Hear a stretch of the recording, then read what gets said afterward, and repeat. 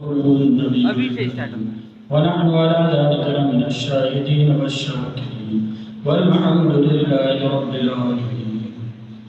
بعد توحید کے متوالو شرعی رسالت کے پروانو غوث اعظم کے دیوال اولیاء امت کے جانثارو، آئیے کو سنے سنانے سے پہلے آقا انعامدار مدنی تاجدار سیدی ابرار و خیار شہنشاہ ذی وقار کائنات کے اولین فصل بہار انتا کریم صلی اللہ علیہ وسلم کی مقدس بارگاہ میں غلامی کا ثبوت دیتی ہوئی درود پاک پر رضی اللہم صلی علی سیدنا شفیعنا مولانا محمد وسلم صلی علیہ وسلم علیہ یا رسول اللہ صلی اللہ علیہ وسلم. محترم سامعین کرام، سرکار اعلیٰ حضرت رضی اللہ تعالی عنہ بارگاہ غوثیت میں کیا ہی خوب فرماتے ہیں کہ وہ کیا مرتبہ غوث ہے بالا تیرا، اونچے اونچوں کے سروں سے قدم اعلیٰ تیرا، اور سر بھلا کیا کوئی جانے کہ ہے کیسا تیرا، ارے اولیاء مرتے ہیں آنکھیں وہ ہے تلوا تیرا. اور ارشاد فرماتے ہیں تیری سرکار میں لاتا ہے رضا، رضا اس کو شفیع جو میرا غوث ہے اور لاڈلا بیٹا تیرا. محترم سامعین کرام، کسی شاعر نے بارگاہ غوثیت میں کہا بارگاہ غوث کو دارالشفا لکھ دیجئے، خواجہ اجمیر کو دین کی بقا لکھ دیجئے، کیا مجال کوئی منافق آپ کو بہکا سکے، اپنے دروازے پہ یا غوث الورا لکھ دیجئے، اپنے دروازے پہ غوث الورا لکھ دیجئے. محترم سامعین کرام، جیسا کہ آپ کو معلوم ہے کہ یہ ماہ مبارک جو ہے ربیع الثانی بنام 11ویں شریف کے نام سے منسوب اور مشہور ہے. سرکار غوث پاک رضی اللہ تعالیٰ عنہ کا اس ماہ مبارک غوث پاک ہے اور ایک خاص نسبت ہے اس مہینے کو بڑے پیر دستگیر سے. تو اسی مناسبت سے میں نے ولیوں کی شان میں جو آیت اللہ رب العزت نے قرآن مجید میں ارشاد فرمایا ہے اس کو اپنا موضوع سخن بنایا. اللہ تبارک و تعالیٰ قرآن مجید فرقان حمید میں ارشاد فرماتا ہے الا ان اولیاء اللہ لا خوف علیہم ولا هم یحزنون، کہ خبردار ہو جاؤ، آگاہ ہو جاؤ کہ جو اللہ کے ولی ہوتے ہیں کہ بے شک میرے ولیوں کو نہ کسی چیز کا خوف ہوتا ہے نہ کسی چیز کا غم ہوتا ہے. محترم سامعین کرام، اولیاء اللہ کو اللہ تبارک و تعالیٰ نے یہ بشارت دی انہیں کسی چیز کا خوف نہیں ہوتا، وہ بے فکر ہوتے ہیں، وہ صرف اللہ اور اس کے رسول سے ڈرتے ہیں اور اللہ کی رضا حاصل کر لیتے ہیں. جب وہ تو اللہ کے ولی اگر پتھر کو سونا کہتے تو وہ سونا بن جاتا ہے. محترم سامعین کرام، آگے اللہ تبارک و تعالیٰ ارشاد فرماتا ہے الذین آمنوا وکانوا یتقون. ولی ہوتے کون ہیں؟ ولی اسے کہتے ہیں جبہ کبا یا پھر بڑے بڑے بال رکھ لینا، 10 انگوٹھی پہن لینا، یہ ولایت کا معیار نہیں. اللہ فرماتا ہے الذین آمنوا وکانوا یتقون، جو ایمان لائے اور اللہ سے ڈرے اور تقوی پرہیزگاری اختیار کی. ایسے اللہ کے برگزیدہ بندے اللہ کے ولی ہوا کرتے ہیں. محترم سامعین کرام، جب وہ ولایت کے منزل پر فائز ہو جاتے ہیں تو پھر ان سے ہمیں ٹکرانے کی کوشش نہیں کرنی چاہیے، اس لیے کہ اگر ہم بجلی کے کھمبے سے ٹکرانے کی کوشش کریں گے تو ہمارا جان جانے کا خطرہ ہے. اگر اللہ کے ولی کی شان میں گستاخی کر کے ان سے اگر ہم دشمنی بول لیتے ہیں تو ہمارے ایمان جانے کا خطرہ ہے. اس لیے کہ اللہ تبارک و تعالیٰ خود حدیث قدسی میں ارشاد فرماتا ہے کہ من دعا للہ حربا فقد اذنتہ للحرب، جو میری ولی کی شان میں گستاخی کرتا ہے اس سے دشمنی مول لیتا ہے، میں اسے اعلان جنگ کی دعوت دیتا ہوں. اللہ اکبر. ذرا سوچئے، کوئی اللہ کے ولی سے یعنی اللہ رب العزت سے احکم الحاکمین جو ہے بادشاہوں کا بادشاہ ہے، جو رحمان ہے رحیم ہے، ان سے کوئی جنگ کر سکتا ہے؟ نہیں. اس لیے ہمیں بزرگوں سے محبت کرنی چاہیے. انہیں بزرگوں میں سرکار غوث پاک بڑے پیر دستگیر کا مقام و مرتبہ نہایت عرفہ و اعلیٰ ہے۔ بڑے پیر دستگیر کے بارے میں ایک واقعہ بیان کرتا ہوں حضرت اویس قرنی کا، تو آپ کو اندازہ ہو جائے گا کہ سرکار غوث پاک کا مقام و مرتبہ کتنا عرفہ و اعلیٰ ہے۔ منازل الاولیاء میں حضرت اربلی رحمۃ اللہ علیہ سے روایت ہے کہ آقا کریم صلی اللہ علیہ وسلم نے ایک مرتبہ اپنے خلیفہ اور جلیل القدر صحابی حضرت علی مشکل کشا اور حضرت عمر فاروق اعظم سے ارشاد فرمایا کہ تم لوگ اویس قرنی کے پاس قرن چلے جاؤ، جو میرا عاشق ہے، جو اپنی والدہ محترمہ کی خدمت کی وجہ سے بظاہر میری زیارت نہیں کیا ہے، میری زیارت کے لیے بےتاب ہے، لیکن اپنی والدہ محترمہ کی خدمت کی وجہ سے وہ مجھے زیارت کرنے سے محروم ہے، لہٰذا ان کے پاس چلے جاؤ۔ اور حضرت اویس قرنی سے رسول پاک اس جملے پر غور و فکر کرنے کی ضرورت ہے۔ آقا ارشاد فرماتے ہیں حضرت اویس قرنی سے جا کر کے میرا سلام پیش کر دینا، کہہ دیجیے سبحان اللہ۔ کون سلام بھیج رہے ہیں؟ امام الانبیاء مصطفیٰ جان رحمت صلی اللہ علیہ وسلم۔ جب نبی کریم صلی اللہ علیہ وسلم آقا ہو کر اپنے غلام کو سلام بھیج رہے ہیں تو کیا ہم غلام ہو کر اپنے نبی کی بارگاہ میں سلام نہیں پیش کر سکتے؟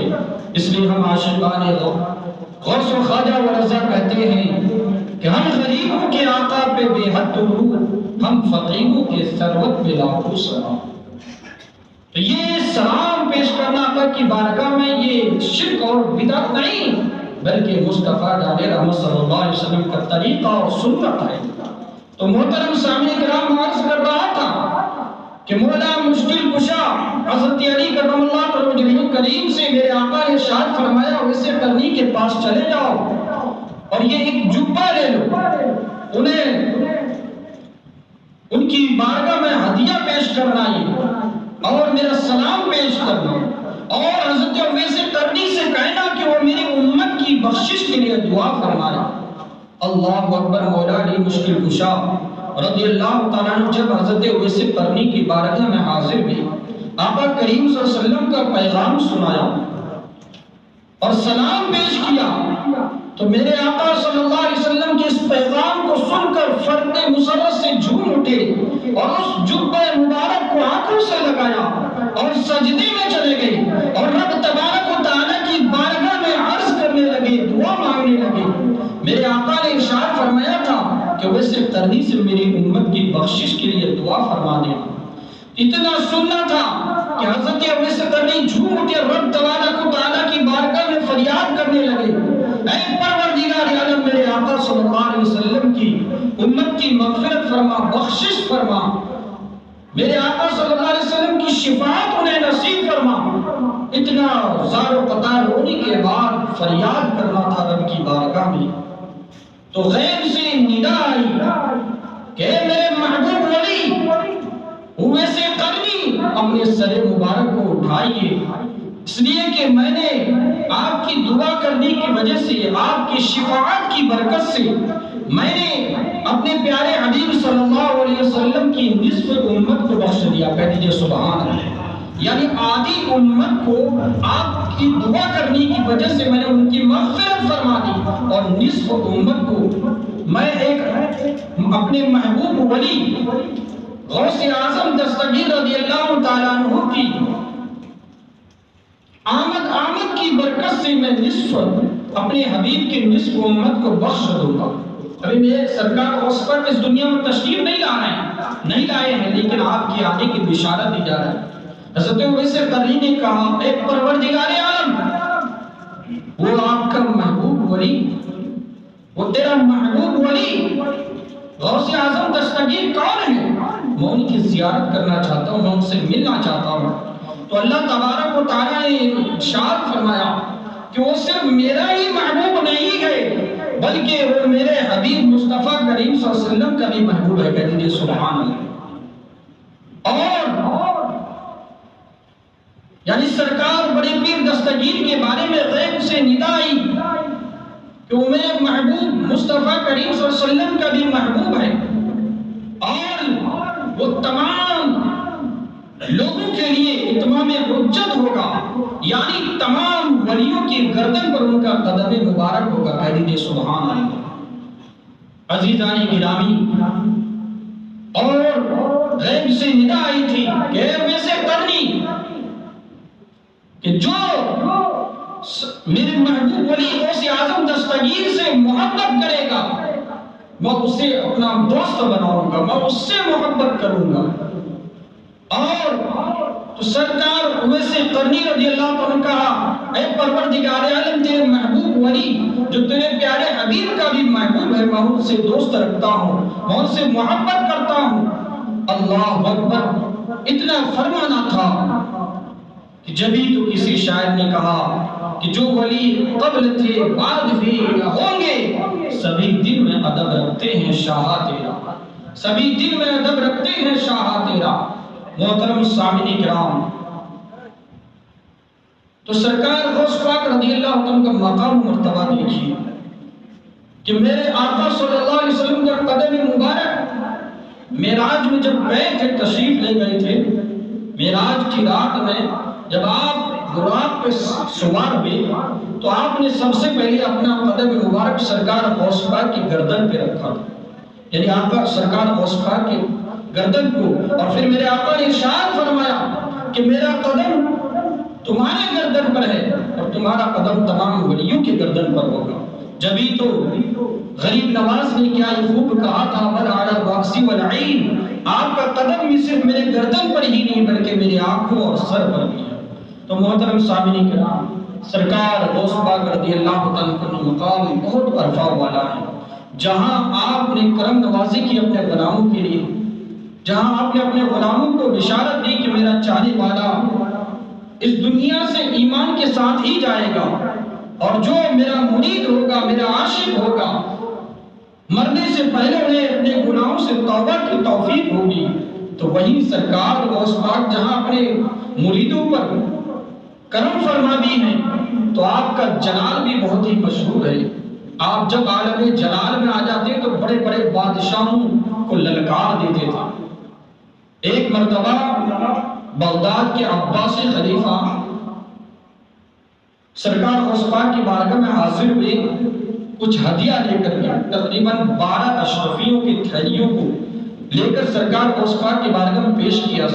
وہ ایک ظالم بادشاہ تھا، سرکار غوث پاک نے ان کا ہدیہ تحفہ لینے سے انکار کر دیا۔